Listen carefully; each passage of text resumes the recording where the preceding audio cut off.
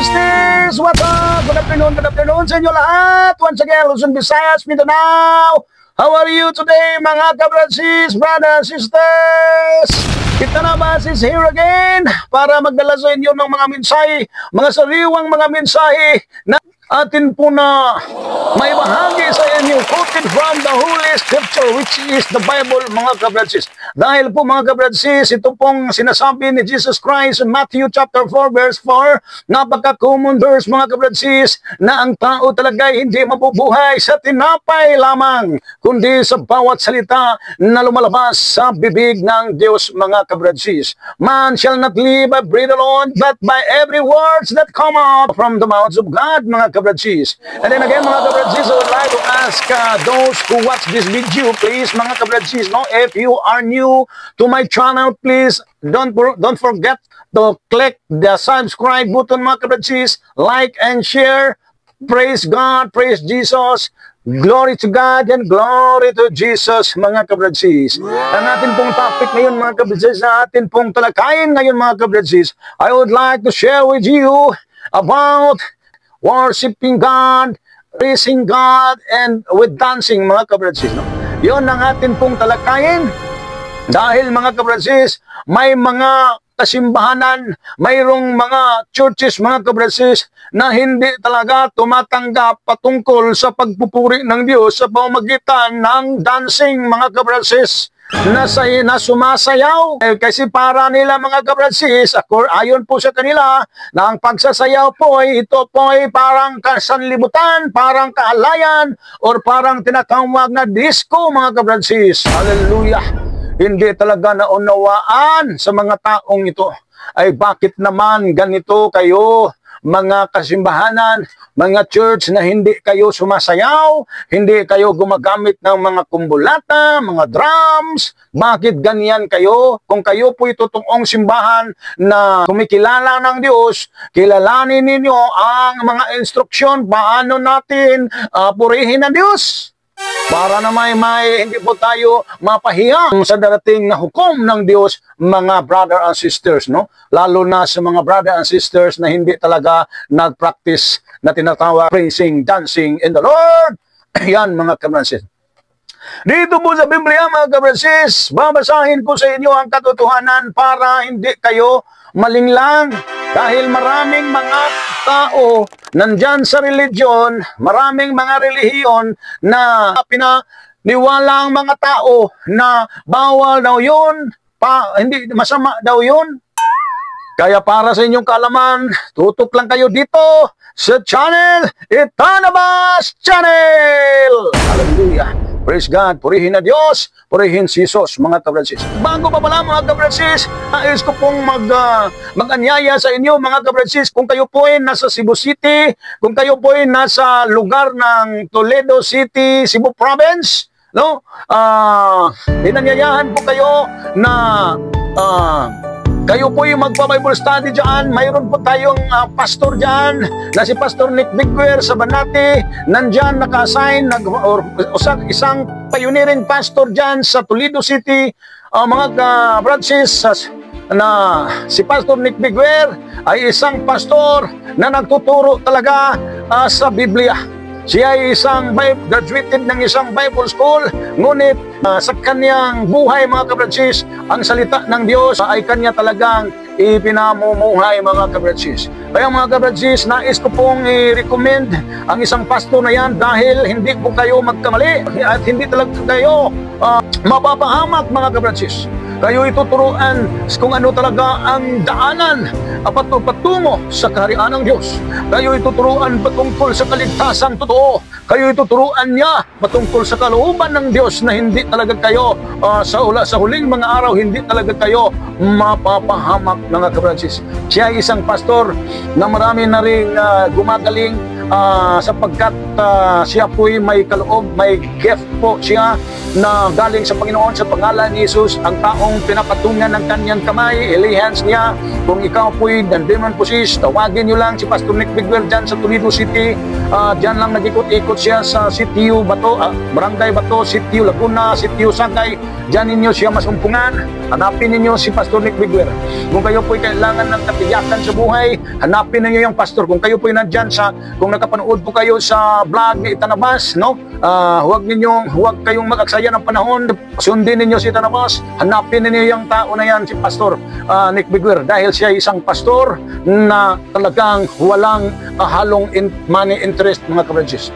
At kung kayo naman nandoon din sa Norte, mga kabransis, sa province of Cebu, doon po sa Medellin, mga kabransis, Kawit Medellin, kung kayo po'y nakapanood ngayon, mga kabransis, o sa ilang mga araw, pag makita ninyo itong vlog ni Itanabas, no, ako po'y nanyahan ko kayo, inimbita ko kayo, kung kayo po'y nasa Medellin, hanapin ninyo ang isang pastor dyan, si Pastor Pai S. Dominguez at si Charles Dominguez. Sila din, mga kabransis, ganun din. Sila ay nagtuturo talaga sa katotohanan. Biblia talaga ang ituturo sa inyo para hindi talaga kayo mapapahamak sa huling mga araw. At kung sino mang mga may sakit sa inyo, puntahan ninyo si Pastor Pai S. Dominguez o si Charles Dominguez. Talagang pagagalingin kayo sa pangalan ni Jesus. Kaya mga kabransis, hanapin nyo lang dyan sa Kawit, dyan sa may eskwelahan, mga kabransis, dyan kilalang kilala yun si Pastor Pai sa Banat, Pastor Pai S. Dominguez at saka si Charles Dominguez. Hanapin nyo, at kung sino mang mga tao na sumusunod at nakapanood sa video ni Itanabas, nais pa niyong katiyakan sa buhay, puntahan ninyo si Pastor Pai sa Kawit, Medellin. Kaya mga kabransis, patuloy pa tayo, mga kabransis, no? Dito na po tayo, mga kabransis. Babasahin ko ang banal na kasulatan. Kasi maraming mga churches, maraming mga kasimbahanan, mga kabransis, na ayaw talagang mag-practice patungkol sa pagpupuri ng Diyos with dancing, mga kabransis. Talagang malaking pagkakamali yun, mga kabransis. Ngunit hindi naman natin sila hinahatulan, mga kabransis, na sila po'y gumagawa ng masama. Wala namang masama yata yun. Kaya lang, para lang napakatamad lang ng tao pag hindi po siya sumasayaw sa harapan ng Diyos. Ito na may ang pagpupuri ng Diyos with dancing, ito may nakasulat sa Biblia at ikanilulugod po ito ng Diyos. Bakit hindi kayo nag-practice, kayong mga kasimbahan? Kaya lang hindi naman pwede kayong hatulan dahil ang Diyos lang, no, ang nakakalam, no, kung ano kayo, no, kung ano yung practice niyo, dapat kayong baguhin niyo yan, no. Sundan ninyo itong mga Pentecostal church na mayroong mga drum, mga kumbo, mga cymbals. Dahil kasi kailangan yun pagpurihin pag gusto, kung nais ninyong magpuri, magsamba ng Diyos, no, mga kabransis, no. Dito po sa salita ng Diyos sa Romans chapter 15 verse 9 to 11. Babasahin po natin, mga kabransis. At ang mga hintil na may magpuri sa Diyos dahil sa kanyang habag, ayon sa sinasabi ng kasulatan, kaya't papupurihan kita sa harapan ng mga hintil at aawitan ko ang iyong pangalan. Sinabi pa, magalak kayo, mga hintil, kasama ng kanyang bayan. At sinabi pa rin, kayong mga hintil, purihin ninyo ang Panginoon, ang lahat ng bansa ay magpuri sa Kanya. Yun, mga kabransis, napakalinaw. Inutusan po ang lahat ng tao. Ang lahat ng bansa ay magpuri sa Diyos. Magdangalak kayo, mga hintil. Tayo po, mga Pilipino, ay hintil. Tapos sinabihan tayo sa salita ng Diyos, ayon po ni Apostol Pablo, na magalak kayo, mga hintil, kasama ng kanyang bayan. At sinabi pa, kayong mga hintil, purihin ninyo ang Panginoon. Yun, nag-utos talaga ang salita ng Diyos. Nag-utos si Apostol Pablo, purihin ninyo ang Diyos. Ang lahat ng bansa ay magpuri sa Diyos. Ang lahat ng bansa. Magalak kayo, mga hintil. Tapos, yung talaga, mga kabransis, ang iglesia ni Kristo, iglesia ng Diyos na buhay. Pag Diyos na buhay ang pinaglingkuran nyo, kailangan ganito, purihin ninyo ang Diyos na buhay. Wow!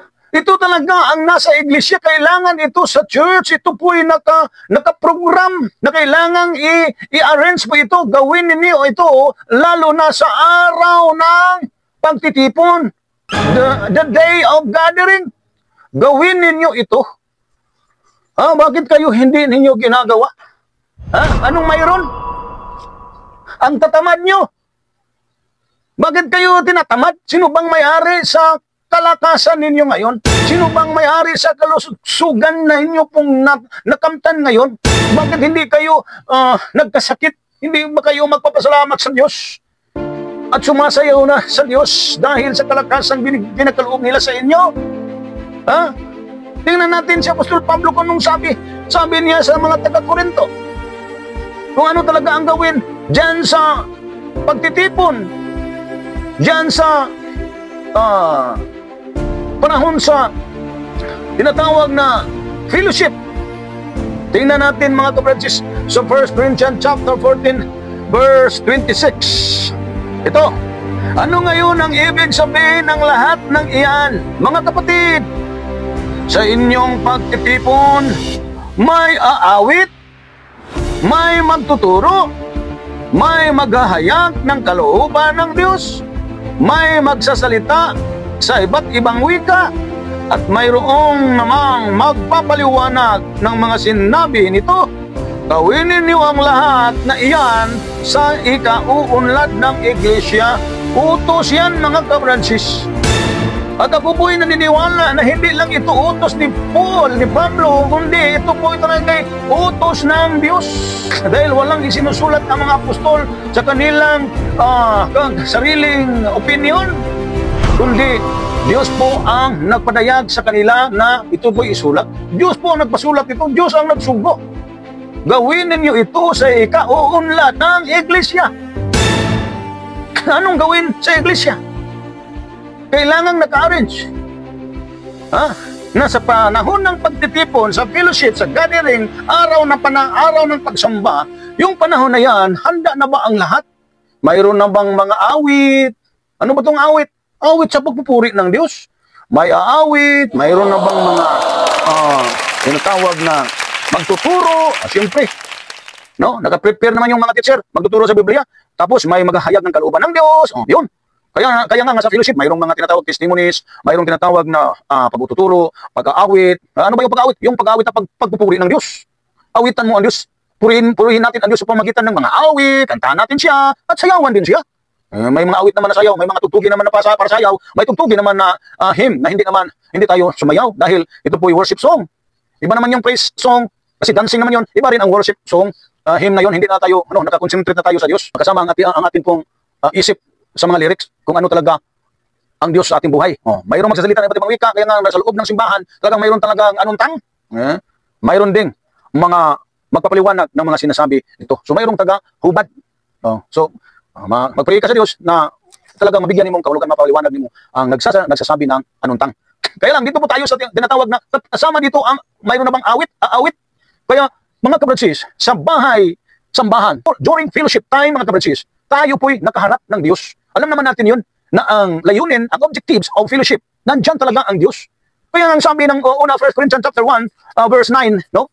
Chapter 1, verse 9 sa 1 Corinthians, ang sabi po dito, tingnan ninyo may giya. Tapat ang Diyos na tumawag sa inyo upang kayo'y makipag-isa sa Kanyang anak na si Jesucristo ang ating Panginoon. Ano ba to? Tapat ang Diyos na tumawag sa inyo upang kayo'y magkaisa. Sa English dito mga kabransis, basahin natin God is faithful by whom ye were called unto the fellowship of His Son Jesus Christ our Lord. Ang Diyos po'y tapat na kung saan siya po'y tumatawag sa atin unto the fellowship of His Son, doon po sa pagtitipon sa Kanyang anak, kasama ang Kanyang anak na si Jesucristo na ating Panginoon. Pagtitipon, fellowship. Tinatawag, Diyos po'y tumatawag sa atin unto the fellowship with His Son Jesus Christ. So, talagang sa fellowship time, ang Diyos po'y tumatawag sa atin, tapos kasama ng Kanyang anak, magkaisa po tayo dito po sa fellowship, no? To whom we were called unto fellowship with His Son Jesus Christ. Fellowship, tinatawag po tayo na doon po sa fellowship sa Kanyang anak na si Jesucristo ang ating Panginoon. Tinatawag po tayo, kaya kasama natin sa fellowship mga kabransis, si Jesucristo ang ating Panginoon. Ang Diyos po'y tumatawag sa atin doon sa fellowship kasama ang Kanyang anak na si Jesucristo. So diyan pala sa pagtitipon sa church, tayo po'y nagtitipon ng fellowship, nag-gathering po tayo, kasama natin ang Panginoong Hesus. Kasama natin ang Diyos po'y tumatawag. Kaya diyan po sa fellowship, sa church fellowship, kaya ginagawa itong arrangement na mayroon talagang awit, pagpupuri, pagsamba, mayroon talagang pagtuturo. Naka-arrange na yan. Kaya kailangan gawin sa simbahan para sa ikauunlad ng iglesia. Yun mga kabransis. Kaya huwag kayong magtaka, bakit itong mga born again Pentecostal Church, bakit ito'y talagang turong-turo, sayawan nilang Panginoon, tapos criticize, nilalait ng ibang sikta na ito po'y masama daw, disco daw. Anong disco? Disco yun kung ang ginamit mong music, yung mga sanlibutan, pangmundo, earth or worldly song. Yung mga mensahe na nagtutukoy patungkol sa mundong ito, patungkol sa lalo na kung ang mensahe pagpupuri sa jablo, yun ang disco, yun ang worldly. Yung mga mensahe patungkol sa pagmumura, mensahe patungkol sa mga panglalait, mensahe na patungkol po sa panunuya, makiring, yun. Pag ganyan na mensahe na yan, yan ang pangmundo, worldly yun. Tapos, nagsasayaw ang mga taong ang kinakanta naman, ako'y magpupuri sa Panginoon, ako'y sinasayawan, tumatalon-talon kami para purihin ang Diyos, dahil mabuti ang Diyos, His goodness is endured forever, dahil siya po'y mabuti, siya po'y banal, siya po'y makapangyarihan, siya po'y gumawa ng kababalagan sa buhay ko. Tapos awitan ko siya, sumasayaw kami, o kasama ang lyrics na pagtubo, ipagtataas ang ngalan ng Diyos, ang ngalan sa Panginoon, at pagpupuri sa pangalan ng Diyos, sa pangalan ng Jesus. Yung paano mo masabi na ito po'y worldly? Kaya mag-ingat kayo ng mga bunganga ninyong, mga kritiko, mga makir. Huwag kayong ganyan sa mga taong nagpupuri ng Diyos. Hindi po kayo pwedeng manghusga. Ang Diyos mo'y nakakakita sa kanilang mga puso't isipan. Dahil sanay po kami na awitan namin ang Diyos, purihin namin ang Diyos with dancing. Tapos sabihin ninyo na, ano ba kayo? Nakasulat sa Biblia na purihin talaga ang Diyos. Gawin mo talaga yun sa Diyos. Paano natin purihin? Tingnan natin ang Biblia kung paano natin siya purihin. May instruction ng Biblia kung ano ba ang gagawin mo sa harapan ng Diyos. Kung ano ba, paano mo siya ipurihin para ka matuto. Tingnan natin. Dito po, unahin natin itong sa Salmo. Dapat Salmo talaga, no? Sa Salmo 100, verse 1 to 5. Tingnan natin mga kapatid, ha? Umawit sa kagalakan ng lahat ng mga bansa. Ang Panginoon ay papurihan. Paglingkuran siyang kusa. Lumapit sa harap niya at umawit na may tuwa. Tingnan niyo. Umawit na may tuwa. Lumapit sa harap niya. Saan ba yung harap niya? Tapos, anong gawin sa harap niya? Umawit na may tuwa. Siyempre, pag matuwa ka, umawit ka, mayroon talaga yung sigawan. Umawit, lumapit tayo sa saan bang harapan ng Diyos? Talagang madalas talaga nasa church talaga considering na sa bahay pagtitipon. Kasi nandoon talaga ang Diyos, nandoon talaga ang ating Panginoong Hesus. Kasi sa fellowship kasama natin siya. Sa fellowship kasama natin siya. Kaya sigurado nasa harapan po tayo ng Diyos. Di ba? Nasa harapan tayo ng Diyos. Anong gagawin sa harapan ng Diyos? Umawit na may tuwa. Bagamat mga kapatid, no? Ang Diyos po'y omnipresent. Omnipresent siya kahit saan nandiyan po siya. Nakaharap natin siya. Kaya nga ang ginawa ni Salmista David, ni King David sa kanyang panahon nang dumating na ang tinatawag na yung Ark of Covenant, yung pagdating noon, kasi yung Ark of Covenant nandoon talaga yung tinatawag na yung mga yung tablets, no? Yung kasuguan ng Diyos. Pag dumating, talagang sumasayaw-sayaw talaga si David, no? Ayon po sa ibang sikta, dahil kasi ano yan kasi ano yun, nagtagumpay siya sa digmaan, kaya siya sumasayaw-sayaw, pero hindi naman yun sa church. Yun ang ibang sikta. Bakit mo nasabi niyan? Nasa church ka man o nasa labas ng church, kahit saan po tayo, ang Diyos po'y omnipresent, nakaharap po tayo. Nakakita ang Diyos sa atin. Nakita po tayo kung ano ang ginagawa natin. Lalo na sa loob ng church, nandiyan ang Diyos. No? Tinuturing natin nandiyan ang Diyos. Kung nasa po tayo sa labas, katulad ginagawa ni Haring David, alam niya na kahit saan po tayo ng Diyos na nandiyan, kaya sumasayaw-sayaw siya. Kaya nilalait nga siya sa mga taong, yung asawa niya na si Michael, anak ni King Saul, nilalait nga siya. Itong si Michael, walang pagkaiba ito sa ibang sikta na ayaw sa sayaw. Nilalait siya. Yan ang sabi ni Salmista David doon po sa 2 Samuel chapter 6 verse 14 to 16. Tapos tumalon ka doon sa verse 21, makita niyo mo doon na ang kanya pa palang ginagawang pagsayaw, nakahubad na siya, wala na siyang damit. Tapos nilalait siya sa kanyang asawa dahil hindi daw nahiya. Anong sagot ni Salmista David doon kay Michal? Ang sabi ni David na ito po'y ginagawa ko dahil ako po'y nakipaglaro sa Diyos, sa harapan ng Diyos. Kasi alam ni David na ang Diyos po'y nasa harapan kahit saan po tayo. Kasi huwag mong sabihin, kasi sumasayaw siya kasi sa digmaan niyo, pero sa digmaan nanalo siya sa church, huwag mong gawin. Bakit huwag gawin na sa harapan ng Diyos? Ganon din sa loob ng church, harapan din ng Diyos. Itong nakasulat na napakaliwanag naman dito sa Psalm. Doon sa nangyari sa 2 Samuel, talagang pagdating yun sa kautusan, yung Ark of Covenant. Tapos dito naman, may instruction naman talaga ito. Patitipo naman talaga ito. Gathering. Anong sabi dito? Umaawit sa kagalakan ng lahat ng mga bansa. Ang Panginoon ay papurihan. Paglingkuran siyang kusa. Lumapit sa harap niya at umawit na may galak. Harap niya. Saan bang harap ng Diyos? Siyempre, kahit saan. Lalo na sa loob ng church. Nasa harap po tayo ng Diyos sa loob ng church, sa loob ng iglesia. Yun mga kabradsis. Tapos dito po sa verse 3, O Panginoon ay ating Diyos. Ito'y dapat na malaman. Tayo'y kanyang lahat. Tayong lahat na nilalang. Lahat tayo'y bayan niya. Kabilang pumasok sa kanyang templo. Tingnan mo mga kabransis, papasok tayo sa templo. Lahat tayo'y bayan niya, kabilang sa kanyang kawan. Verse 4, pumasok sa kanyang templo na ang puso'y nagdiriwang. Pumasok sa kanyang templo. Ano ba yung templo? O yun talaga kinukonsidera natin ng Diyos na nandyan sa templo.